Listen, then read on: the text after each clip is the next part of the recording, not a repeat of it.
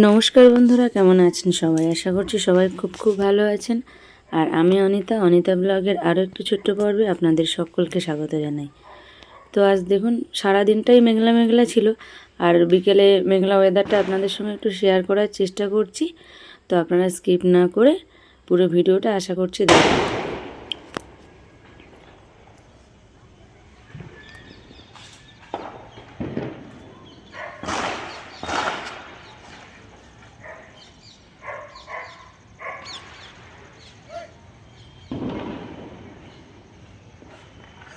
তো এই ঠান্ডা ওয়েদারে আজ সন্ধ্যের টিফিনে বানাবো নারকেলের পিঠে, আর সেটা একটু অন্যভাবে বানাবো। তো এই দেখুন নারকেল ফাটানোর প্রস্তুতি চলছে। আর আমাদের ছেলেরা ফাটায় কোম্পানিতে, কি সুন্দর গোল হয়ে যায়।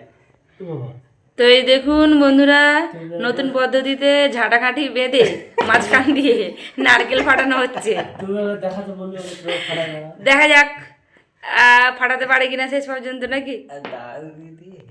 দাউলিটা কোথায় পাবে তুমি? হ্যাঁ, জল বাইরে পড়ে ফেটে সত্যি গোল হয়ে ফেটেছে কোথায় কি খুলে গেল বলে। দেখো গোল হয়ে কত সুন্দর ফেটে এসছে। ওরা ফাটায় বাটালির বাড়িতে, কি সুন্দর। না ফাটলো তো মাঝখান দিয়ে। আর একবার বাড়ি দাও দেখি। বাবা, ওটা কি হলো? আস্তে আস্তে বাড়ি মারতে হবে। হ্যাঁ, আচ্ছা যাই করা যাবে তো ওরম ভাবে। সব ভালো হয়েছে সবে, মানে তো একটা তো অবস্থা এরকম হলো, আর দ্বিতীয়টা আবার ট্রাই করছে। জলে কাঁপুনি হচ্ছে না, শুকনো খটখটে হয়েছিল, একবার মারলে ফটাত করে ফেটে যাবে। আচ্ছা, দ্বিতীয়টা ট্রাই করা হচ্ছে, দেখা যাক কি হচ্ছে। টাইট করতেই যাচ্ছে না কাঠি। আটা কাটে নিয়ে আসবো না, বাবা, এটা দিয়ে টাইট করে করছে। একটু আস্তে করে মারা। ঝাঁটা কাঠি দিয়ে হলো না, এবার হাতে হচ্ছে। কিন্তু আগে একদিন তুমি করলে না, কখন জানো? আমি করেছি সেটা,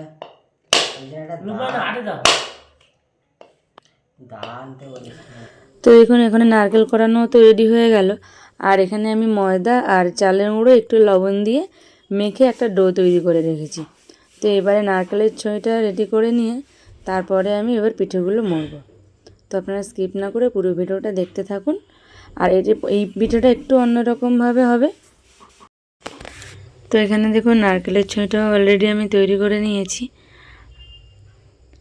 তো আমি এটা চিনি দিয়ে বানিয়েছি, আপনারা চাইলে গুড় দিয়েও বানাতে পারেন।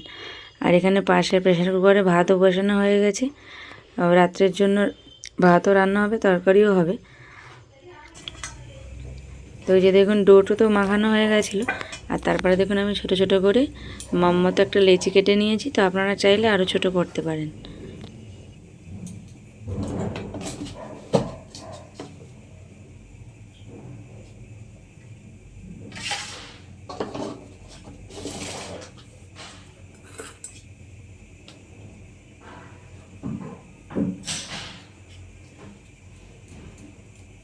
তো দেখুন লেচিটা একটু ময়দা দিয়ে হাতের সাহায্যে এরকম বাটি মতো তৈরি করে, আর তার মধ্যে নারকেলের পুরটা দিয়ে এবার আমি মুড়ে দেবো।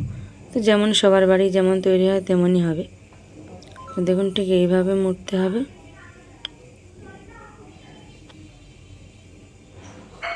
আর কোনো ভাপানোর ঝামেলা ছাড়াই এটা সেদ্ধ পিঠে হবে, খুব তাড়াতাড়ি এবং কম সময়ের মধ্যে হয়। তো দেখুন ঠিক এইভাবেই মুড়ে দেবো।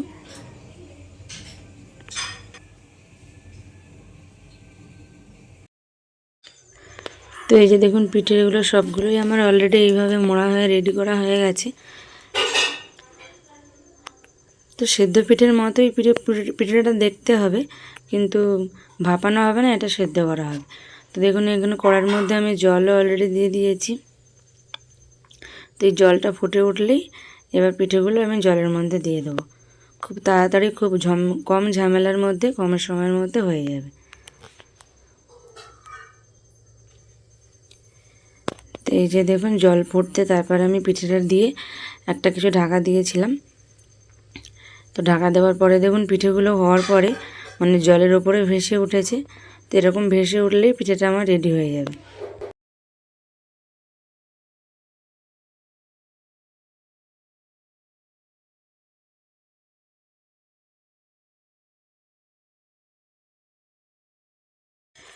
তো এই দেখুন পিঠেটা তো রেডি হয়ে গেছে, আর এখানে ভাইকেও খেতে দিয়ে দিয়েছি।